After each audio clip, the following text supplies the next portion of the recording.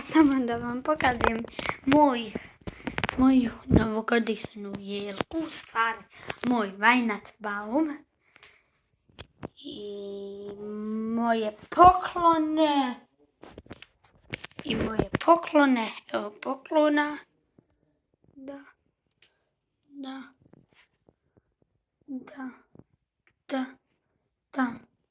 i za kraj jelka. Eto ga, čekaj, ovo i ovo. Isto.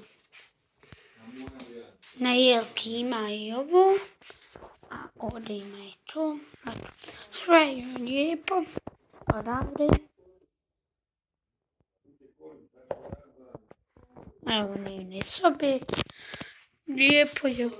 Eto. Lajkujte video, subscribe, komentarsi, ja vam mogu reći.